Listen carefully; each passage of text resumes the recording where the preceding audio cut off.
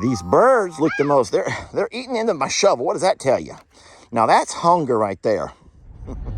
So it's all dogs back to Longhorn Lester's. We finally got Jake is back.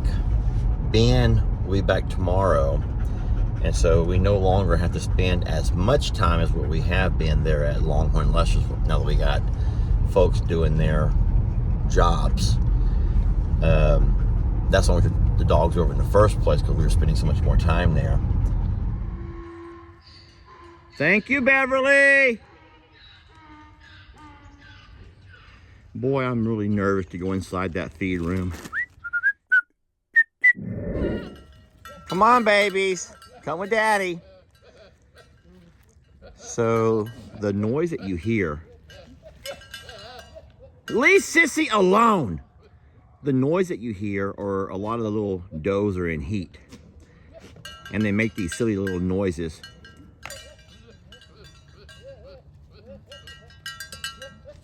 Y'all hear that, right? Come on, baby, let's go. Y'all walk with Daddy. Come on, Huck, bring your babies. Bring the littles, come on, let's go. There we go. We're gonna go for a walk, come on. Let's go for a walk. I just almost got my eye put out. Come on, little ones. Boy, settle down. The funny thing is, all of these boys, hey, be sweet to her. All of these boys are excited about a couple of the does being in heat, but none of them can do anything about it. I shouldn't laugh. It's kind of sad, actually. All right, freedom. We've not taken this walk in a week or so. Carl, no one's messing with you. He wants to be a part of everything.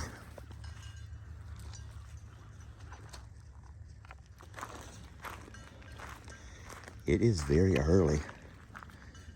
Oh my gosh, I think I just saw the eagle fly.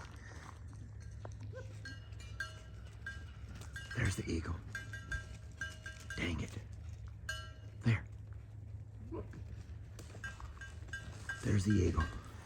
I don't mind Trixie her being here with me.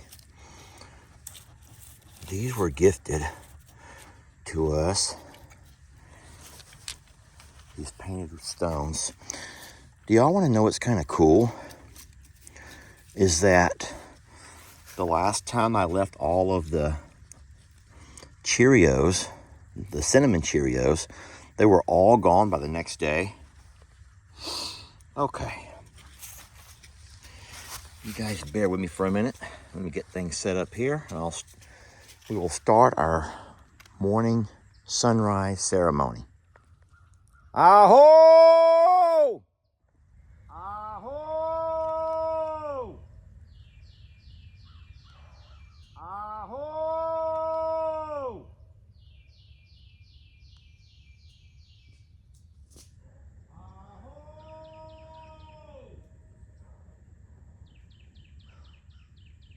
May the warm winds of heaven blow softly upon your house. And may the Great Spirit bless all that enter here. May your moccasins make happy tracks in many snows. And may the rainbow always touch your shoulder. O Great Spirit, whose voice I hear in the winds, and whose breath gives life to all the world. Let me walk in beauty and make my eyes ever hold the red and purple sunset. Make me wise so I may understand the things you have taught my people. Let me learn lessons you've hidden in every leaf and rock. Help me to remain calm and strong in the face of all that comes towards me. Help me find compassion without empathy overwhelming me. I seek strength, not to be greater than my brother, but to fight my greatest enemy, which is myself. Make me always ready to come to you, clean hands and straight eyes, so when life fades, as the fading sunset, my spirit may come to you without shame. Aho!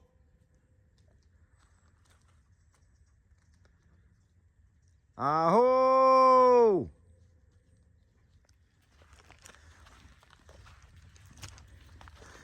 I think the goats ran back up the hill without me. I don't know why. I guess I'm glad they didn't follow me all the way down, obviously.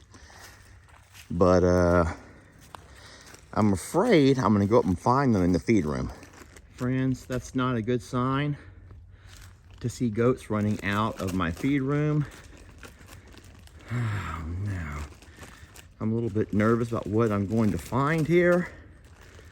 Luckily, Mr. Huck is over here eating some of the shrubs from this part of the yard.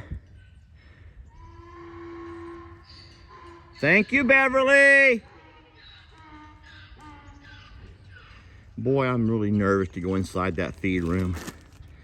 I'm a little bit nervous to go inside there.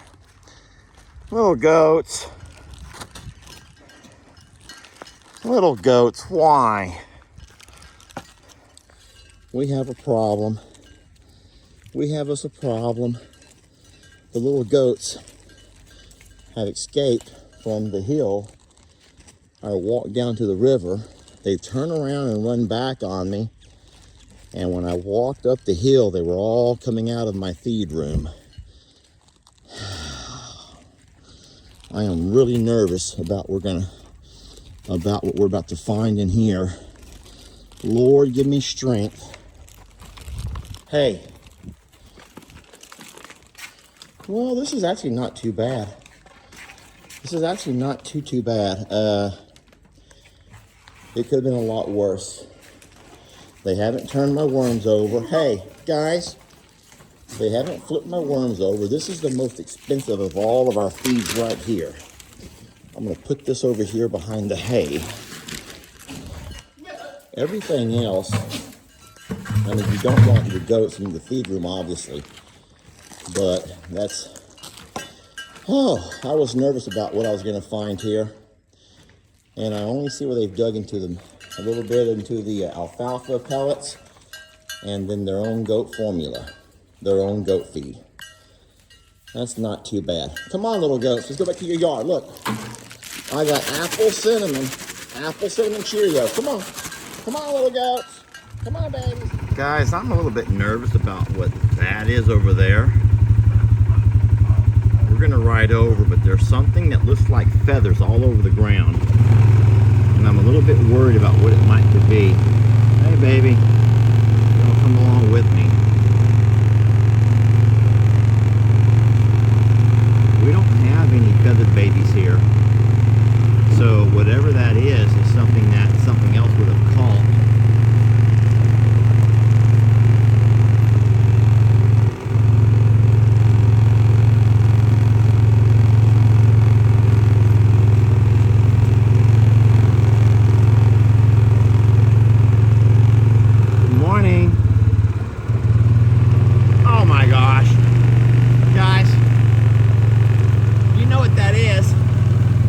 That's horsehair.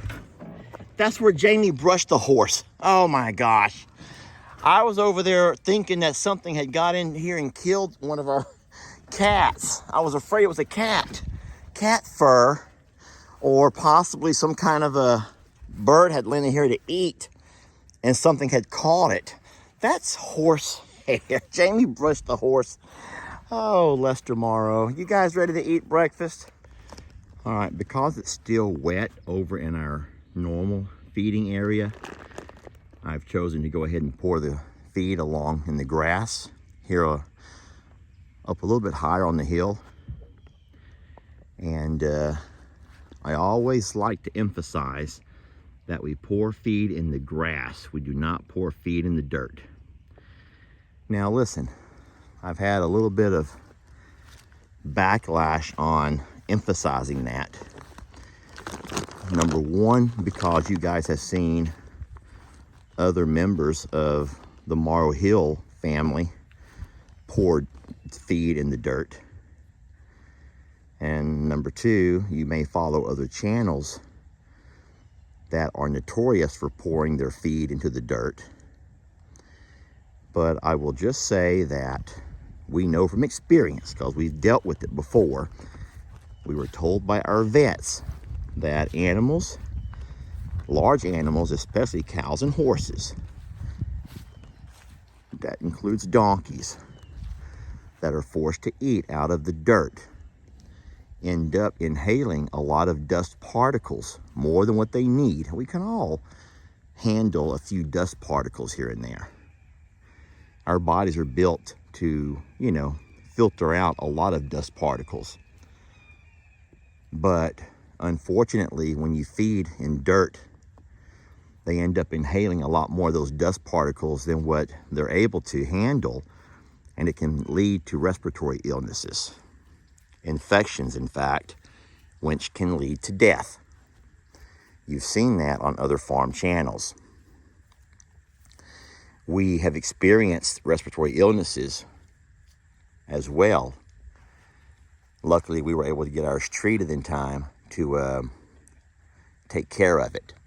Eating out of the grass may not seem as hygienic to a lot of people, but guys, eating out of the grass is in fact the way that cows and horses,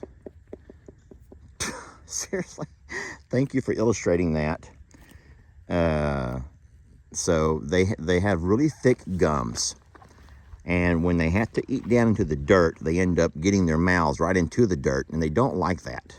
They don't want that. Guys, I can't have everyone focus on what I'm saying if y'all are dancing around. Birds are not so bad because the birds actually have a beak and they can pick things up. So birds are able to pick things up out of the grass and dirt. And we don't mind feeding hay. We don't mind throwing the hay over into the dirt because hay particles are large. And that means they can pick hay up without having to get their mouths right down into the dirt, obviously.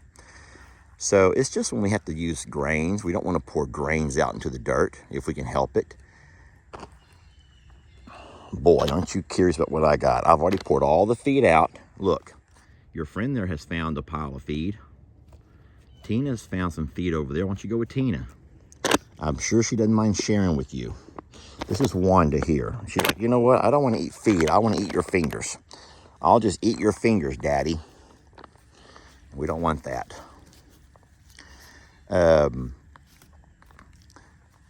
So what I'm going to do this morning is muck all of the stalls. We have the farrier coming today. I don't think I'll be here, but Jamie's going to stick around.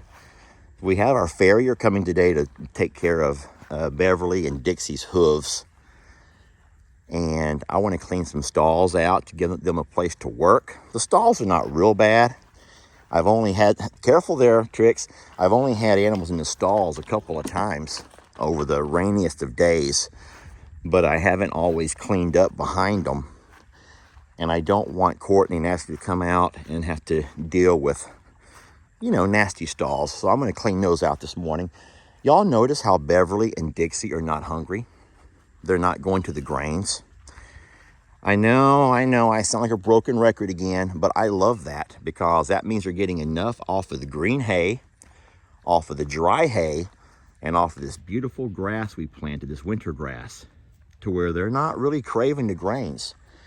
I don't know really how hungry the cows are. They didn't really seem like they were like just trying to bum rush me as I came through the gate.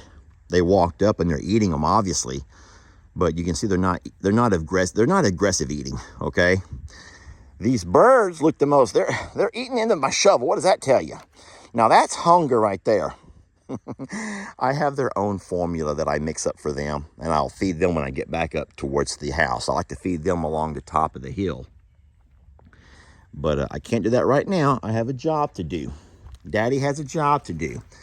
This stall here is not bad. I kind of raked it out a little bit yesterday when Jamie wanted to use it, but I'm going to go ahead and come through here and clean all my stalls up a little bit. So that's what I'm doing this morning, and I know y'all don't want to sit here and watch me muck the stalls. So I'll let you go for a little bit, and I'll come back to you when I'm done, and we'll talk a little bit more about some stuff.